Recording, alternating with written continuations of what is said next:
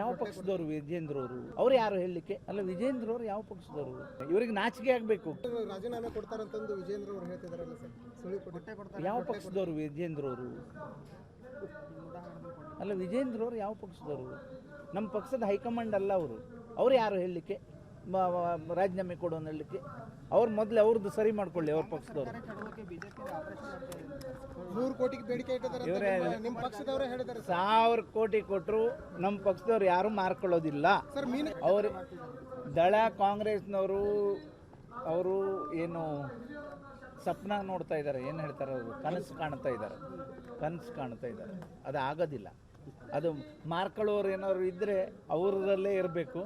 ಅದನ್ನು ಅವ್ರದ್ದು MLA ಶಾಸಕರು ಕರೆಕ್ಟಾಗಿ ಇಟ್ಕೊಳ್ಳೋಕೆ ಹೇಳಿ.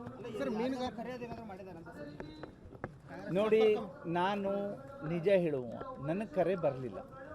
ನಮ್ಮವ್ರಿಗೆ ಯಾರಿಗೂ ಬರಲಿಕ್ಕಿಲ್ಲ ಅಂದೇಳಿ ಇದು. ಕೆಲವ್ರಿಗೆ ಬಂದವರು ಹೇಳ್ತಾರೆ ಅಂದರೆ ಏನು, ಅವ್ರು ನಿಷ್ಠಾವಂತರು, ಅವ್ರು ಯಾವಾಗೂ ಮಾರ್ಕೊಳ್ಳೋರಲ್ಲ. ನಮ್ಗೆ ಈ ರೀತಿ ಹೇಳ್ತಾ ಇದ್ದಾರೆ ಅಂತ ಹೇಳಿದ್ರೆ ಇವ್ರಿಗೆ ನಾಚಿಕೆ ಆಗಬೇಕು. ಕೇಳುವವರಿಗೆ 50 ಕೋಟಿ ಕೊಡ್ತೆ, 100 ಕೋಟಿ ಕೊಡ್ತೆ, ಎಲ್ಲೋದ್ರು ಇವರು ED ಮತ್ತು CBIನವ್ರು ಎಲ್ಲಿದ್ದಾರೆ? ಈಗ 100 ಕೋಟಿ ಇದ್ದವ್ರಿಗೆ ಏನು ಮಾಡ್ತಾ ಇದ್ದಾರೆ ಇವರು? ಹಿಂದೆ ಮಾಡಿದ್ದು ಇದೆ, ಈಗ ಮಾಡೋದು ಇದೆ. ಇವರೇ ನಮ್ಮದು ತತ್ವ ಸಿದ್ಧಾಂತ ಇರುವಂಥ ಪಕ್ಷ. ಯಾರು ಓಡಾಡಿದ್ರು ಒಂದು ಗಳಿಗಿಲ್ಲಿ ಮುಖ್ಯಮಂತ್ರಿ ಮಾಡಿಬಿಡೋದಿಲ್ಲ. ಯಾರು ಏನಾದರೂ ಹೇಳಿದ್ರು ಒಂದು ಗಳಿಗಿಲ್ಲಿ ಮುಖ್ಯಮಂತ್ರಿ ಇಳಿಸೋಕೆ ಇದು BJP ಪಕ್ಷ ಅಲ್ಲ. ಇದು ನಮ್ಮ ಹೈಕಮಾಂಡ್ ತೀರ್ಮಾನ ಮಾಡ್ತಾರೆ.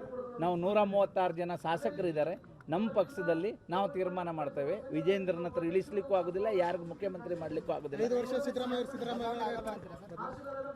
ಬದಲಾವಣೆ ಪ್ರಶ್ನೆ ಇಲ್ಲ ಅಂದಾಗ ಮತ್ತೆ 5 ವರ್ಷದಲ್ಲಿ ಯಾಕೆ ಕೇಳ್ತೀರಿ?